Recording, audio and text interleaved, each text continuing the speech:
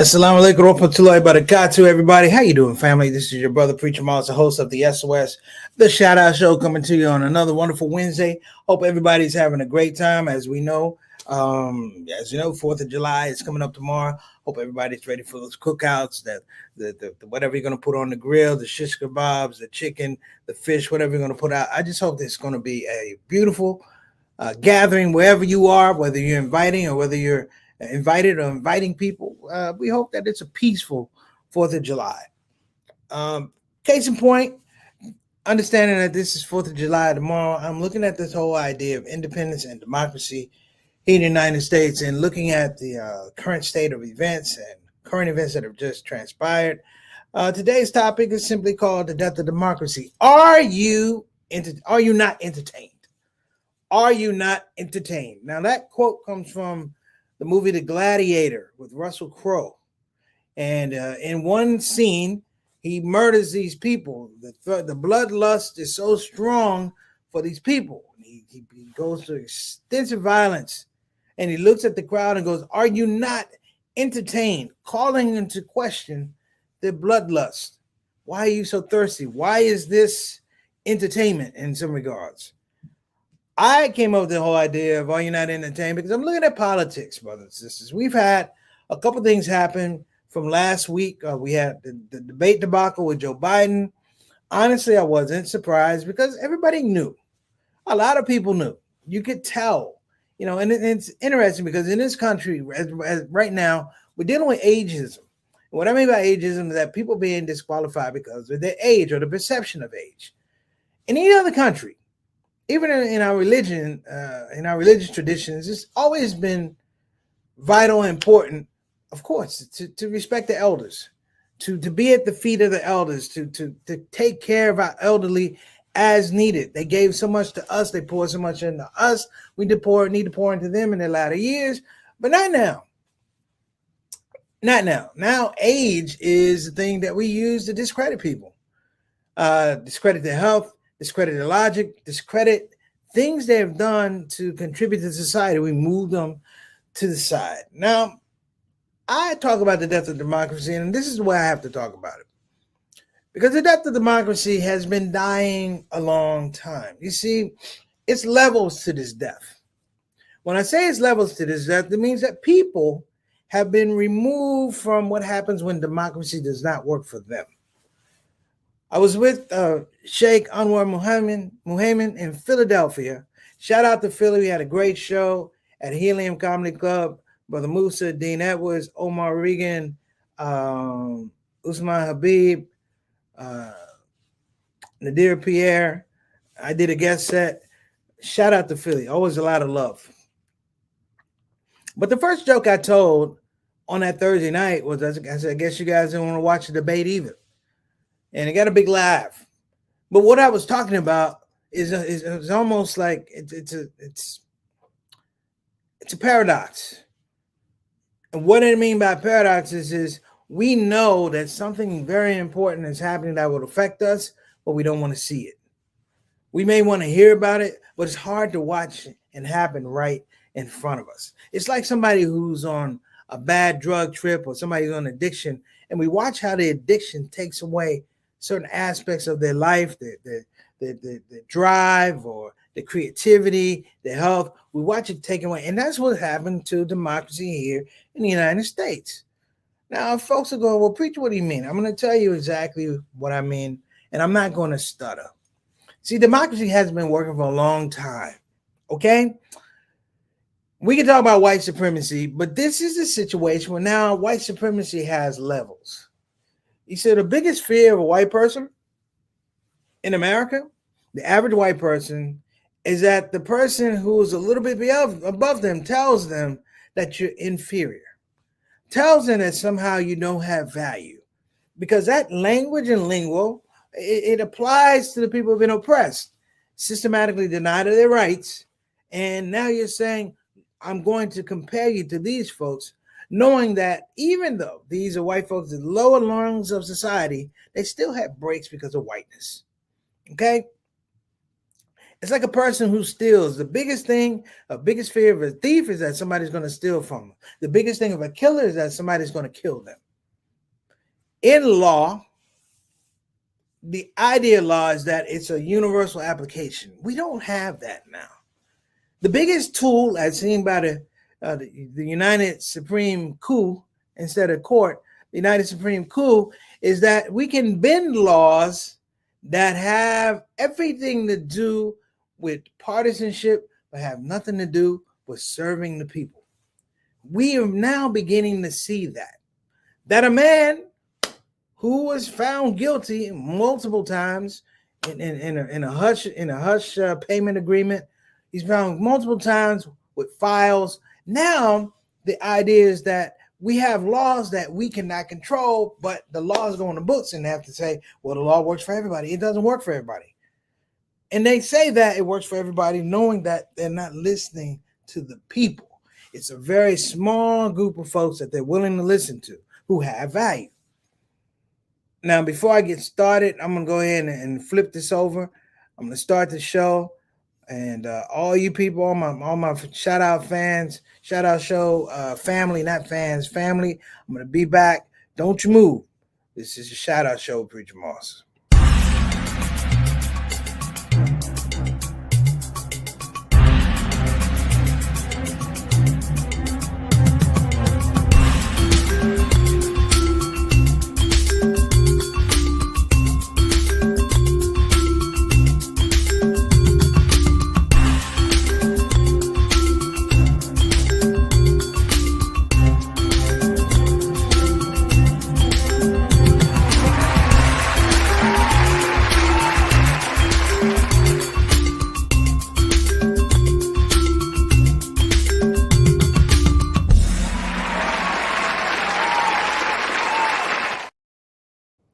All right, before I get started, I want to shout out my shout out show family, Sister Ree, Assalamu alaikum rahmatullahi wa barakatuh. Peace to you, Brother Derek, Brother Jawan, Brother Eric, all the way from South Kakalaki. Well, like my salam rahmatullahi wa barakatuh. Thank you so much for joining us. My main man, Altaf Rashid, from across the border in the great north of America, Toronto. How you doing, beloved? He's better known as our Canadian envoy to the show. Make sure the quality of the show is good on this side of the border and the other side of the border. I also want to give a shout out to my big brother, Brother Bilal Salahuddin, and his queen, Sister Sonia Dalton. Salahuddin, I know you're doing well. I want to give a shout out to my main man, Mark Kennedy. I also want to give a shout out to Sister Camilla. Great conversation. Also want to give a shout out to Sister Janice Tuff. I also want to give a shout out to Sister Satana, of course, our executive producer. We have so much to talk about this hour, so I will be checking the IG. So apologies if I'm a little slow. I'm going to do that real quickly right now. We got Bilal, Ramadan, Lebaran, MB Bashir, Fixtel, and Fayam joint. Thank you so much, brother. You know, it's hard to get people on the show, man, because tomorrow is 4th of July. But let me put this bug in your ear. I was doing some reading before the show, and there's a phenomenon that's happened over in Japan. It kind of touches on this ageism thing. But there's a phenomenon taking over in Japan, and it's called the lonely death epidemic. The lonely death epidemic. Let me explain it. What it is the lonely death epidemic is that you have elderly who are dying and not being checked on for months. They're being found dead in their apartments. They've been dead 5 months, 6 months. Nobody goes to check on them. It may be the issue that a smell arises and somebody does a welfare check. And the question was asked, could that happen in the United States? And I pondered it. I was like, yes, it can happen in the United States. And I'm going to tell you why. Because the democracy at this point in time is on its last leg. And we've begun this slow trail down, the slow winding road where we don't have to care about anybody. That folks don't matter unless you're a part of a process, if you're part of a partisan team. That as we watch Joe Biden get raked through the coals, and he'll probably do the next debate and be strong. This is how this game goes. You know what was really, really interesting is that there's a care quotient that's not available anymore. People rooted for Joe Biden to look old, because they saw that not as someone aging gracefully, but someone who just ain't got it anymore. Someone who's old and frail and mentally not available or be up to the job. I mean, Donald Trump is 78, people. He's going to finish up, if he becomes president, he's going to be 83 or 84, whatever. But here's my point. I have several. This lonely death epidemic is real. And we began to understand that this thing had happened during COVID, where we were finding loved ones, people we cared about, co-workers, friends, who were found dead in their houses, and we couldn't go check on them because we were dealing with COVID. We had a scenario, we had, drive-by funerals and things like that. This whole idea of watching funerals, I had to do it myself when I had COVID. I had to watch my own father, his memorial on the computer because I contracted COVID. I couldn't go around people. And now this is real talk, though. Japan, of course, has tried to deal with it in a very, very practical way, understanding that certain things are happening, that they're not producing enough children and grandchildren, and that whole family structure, that whole family ecosystem is thrown off. So you're going to have, and people are living longer. But here in the United States, the lonely death epidemic, it's a political conundrum that we're dealing with now. That if you're not with a particular party, you may die a lonely death politically. You may die a lonely death socially. You may die a lonely death economically. And people go, "Preach, what are you talking about?" I know what I'm talking about because I can look at the books and read the autobiographies of slaves and our pioneers and predecessors who didn't have any pretension of what we have now. They have no creature comforts. Slavery provided no creature comforts. But what happened, brothers and sisters,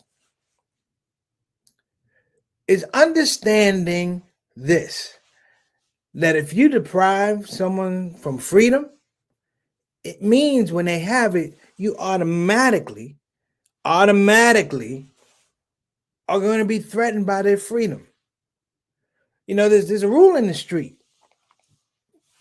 There's a rule in the street about fighting, and someone hit me to this in prison, and a guy really, he gave me the game. He was a murderer.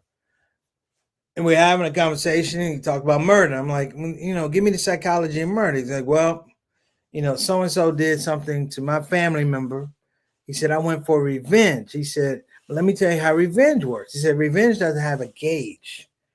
He said, revenge is meant to be a period and not a comma. What was he meaning? He was saying that when I went to retaliate against this person, he said, the idea of leaving this person living is an invitation for this person to kill me. That the idea that I didn't, make this a fatal understanding or overstanding for everyone around meant that this person can come back. This person can do to me what I was trying to do to them. And he said, just the psychology of it, the anxiety of it was unsettling. He said, so in his rage, he understood there was no brakes. When you go from 0 to 100, you're not coming back down to 60 with brakes. You're just going to 101, 102, 103. And it resulted in a murder. That's our political system now. It's a train going down the track, picking up a lot of steam, but there are no brakes. The only way it can stop is if it crashes. And on the train, you have people who they work for the train. You have people just riding the train. You have people, but the people who control the train understand that this is the only way it's going to work. And the idea is when it's killed, when the train crashes, then they hope that they survive. Or what they do is maybe I jump off the train before the train crashes. I have a certain respect for people like the KKK and the White Aryan Nation They're cowards. They're cowards. But this is what I like. They are consistently cowards. And when you're consistently a coward, it means that the lie or the bravado that you put out there is basically what I told you. That this whole thing about standing up for white citizens and stuff like that is really the advocacy of, you've committed moral and spiritual and crime, moral, spiritual, I want to say violations and crime. And it's always been the fear of white America that Black America or the Latinos or whoever, the Muslims, are going to wake up one day and go, wait a minute, we have the wherewithal and the resource to do you what you did to us. And that we don't do it is almost like a episode of The Sopranos. How about that? An episode of The Sopranos. I watch The Sopranos. And the funniest thing, I'm a writer. The funniest thing about The Sopranos is they work understanding that you have to know the law to break the law. And they play that. The term law-abiding citizen is a very, very engaging, but a very, very it's engaging, but at the same time it's very, very restrictive. It puts you in a box. So when you run across people who are not law-abiding, they will do everything to break the law, knowing that to come after them, to correct them, you're going to go through legal process, right?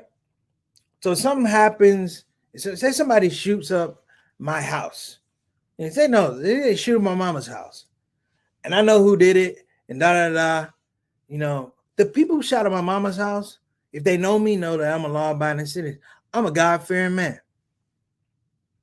And they know somewhere along the line, while I might want to go back and retaliate, I'm going to call the police. I'm going to fill out a report. And they know, even if they are convicted, if I did it in 2024, they may not go to prison till 2028. That's how back up the legal procedure is. And so we have it with our political system.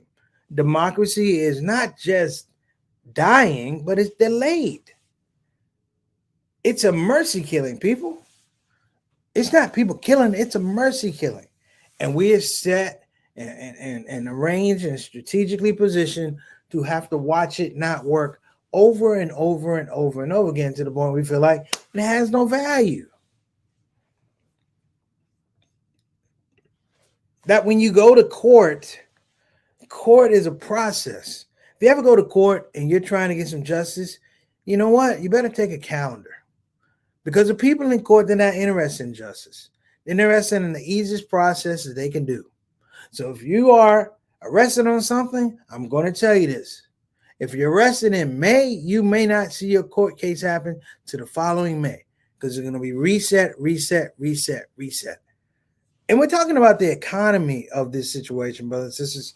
And what I mean is, it's not about justice. Democracy really only works if the end result is that everybody has justice, that everybody has equality, that everybody has access. Think about it. Do you have justice? Do you have access? Do you have equality? Have you ever had it?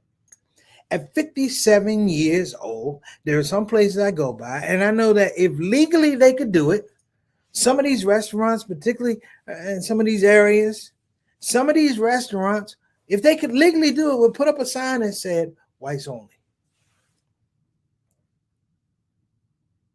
Don't serve blacks, don't serve Mexicans, don't serve Muslims. If they could legally do it, they could do it. And now you have this weird permissibility that folks look at the laws just to exploit the laws. They don't want a fair application of the law.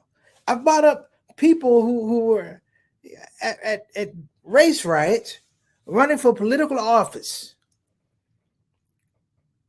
White men running for political, a white man ran for political office who was in Charlottesville, Virginia during that riot, hitting people, taking his picture, and two white women turned him in. Not two black people, two white women. Now you would think black folk would turn them in, and here's the killer part. There are other killer parts. But this is the thing I need everybody to think about. What is the level of permissibility that we're seeing now? What is the level of permissibility that we're seeing now? Because as much as it's extreme this way, the level of restriction is extreme the other way. I just went to a thing where I got tired of paying the cable, so I'd say I just want internet, and I have my Amazon Prime, and I have my Netflix, because watching ESPN and after basketball season, it's all boring. You can pick your cable up in September, October, whatever, when football season comes around. And I was watching, on Amazon Prime, there's a show called not Jack Reacher. I don't know. I don't remember the show, but Tom Clancy wrote it, and it's interesting because they have this, the crux of the story is America going after terrorists. Who are the terrorists? Who are the terrorists? Muslims.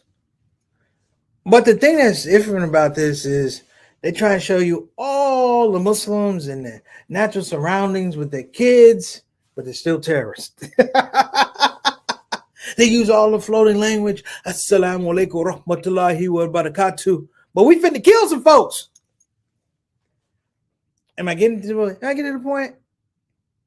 Jack Ryan was the name of it. I think that's it. Jack Ryan. But my point is, they're showing you all these people, all your culture Muslims, all your culture Christians, because they want to let you know that it don't matter. They probably had Muslim advisors on here telling them how to say Assalamu alaikum and how to pray and all. Thank you, man, Jack Reacher, how to pray and all of that. They tell them all that stuff, but what's the image? That you pray and you load up a gun and you get killed by a drone? I'm only on episode 2 of the first season.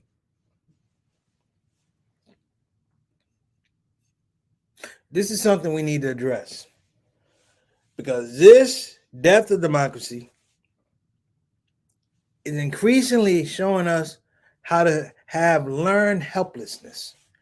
This will be the first election, I agree, unless they change the candidate, where we will experience learned helplessness. And if Trump gets into the office, we will experience it over, and he will tell everybody, he's telling everybody now, he wants to be a dictator. If he didn't want to give up the job after he lost the election, what's going to make you think he was going to give up the job for another election? You can only do 2 terms as a president. But what's the matter if you got the Supreme Court in your pocket? The Supreme Court in your pocket. The Supreme Coup is what I call them, because they now have the environment to show you all of their stripes. So it doesn't matter about all the confirmation hearings that you saw, Clarence Brown and Alito and all these people and Roberts. It doesn't matter, brothers and sisters, because they're now allowed to, in some regards, take off one robe and show you the other robe. That if I'm about business, and then my thing about making money, if my thing about making money is that other people have to be poor, I'm going to do that. If I need to make money and it means that you can't have good health care, I'm going to do that. People go, what are you talking about, preach? Well, you know what? Well, however you feel about abortion, it's a woman's right to choose. It's out the window. You have doctors who are being brought up on criminal charges, looking at years in prison because they perform life-saving surgery. And even then, we still have a hesitation to speak up. I can look at my StreamYard, which has always been good to me, but all of a sudden StreamYard doesn't work the way it's supposed to work. Meaning that I lost one of my channels. I thought it would have happened sooner. And I don't mind. I'm like, because I know what the game is, people. I'm okay with it. But the fact of the matter is, I've been disappointed. Because we're not speaking up. This whole idea of political learned helplessness is killing us. And it's giving you the death of democracy. So when you're gonna have, listen, people, this is how crazy it is. In Oklahoma, the superintendent of Oklahoma public schools has ruled on his own that the Bible should be taught in every Oklahoma public school. It should be taught as a curriculum in every Oklahoma public school. The Bible. Now here's the deal. Out of 50 states, in terms of the best being 1 and the worst being 50, Oklahoma public schools rank 49. Which means I hope that Bible is a coloring book or a pop-up book. Maybe they just have Moses, coming with the tablets. But I'm speaking from a point of this is farce. This is a farce. And over, I've made the point. Ahmaud Arbery, George Floyd, a cast of other things, police brutality. And the thing is, at 57 years old, I don't suffer from people trying to shush me up or move me out of the way. It's worse than that. In 10 years, I'll be 67 and nobody will want to listen to me. In 20 years, I'll be 77. I'll be at the ripe age for lonely death epidemic, just like Japan. That the amount of apathy that is building in this country will mean that families are broken up. In my own family, we have arguments about politics and Trump is this and Trump is that, and we leave it alone, but it's a deep, deep dive into understanding how the mind works and the process works. See, the worst thing a poor person ever is going to feel is when a rich person tells them, you poor. I'm going to give a shout out to a couple of people. Hey, what's up, Kumasi, LA King, Jabril, what's going on? Shout out to Charlotte. Samira Q, shout out, of course, Kansas City. Rizwan Deer, what's in? Samira, how you doing? K Shaft, how you doing? Dr. Doc Rat Slam. Oh, I messed that up, but you know what I'm talking about. Valentine Queen, ASN, Ash. Okay, man. Peace and blessings, man. Thank you so much for talking. But let me get this thing. I had to get to the finish. The finish. And speaking of Kamasi, Kamasi, I hope you don't mind. He's little Kamasi. His father is Big Kamasi.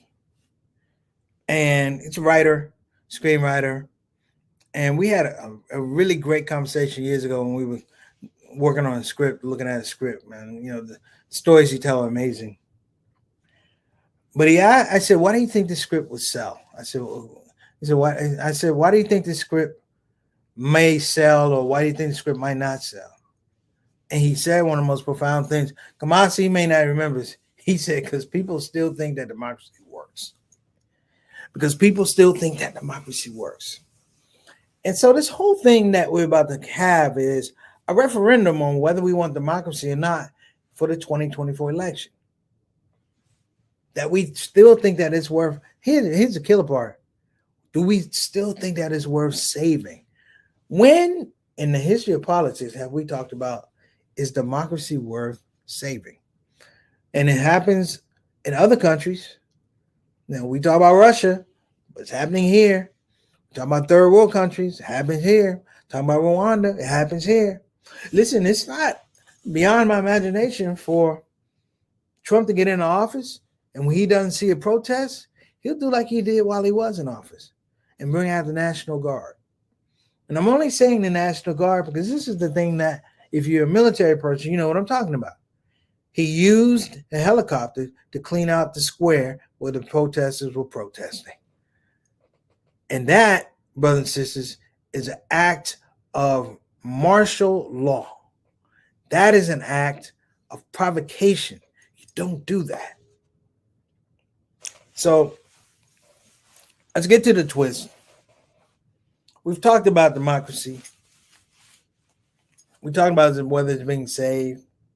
We talked about are we politically on this slow roll, or what I call lonely death epidemic that's happening in our politics. It's happening in our families because families aren't talking. They don't check on their own. And are we at a point where we are going to allow logic that is flawed, logic that is unfair? I said logic that's just implausible. We're going to allow that logic to be invested in laws that we know are unfair, but we're going to go along with it because it's the law. Because Clarence Thomas, Alito, or Roberts, or any of those people said that this is the final ruling, I think it's scary because in my mind, I said the best of judges is Allah subhanahu wa ta'ala. Preacher Moss, I'm out. Holla. Have a great 4th of July. Assalamu alaikum wa rahmatullahi wa barakatuh. See you next week.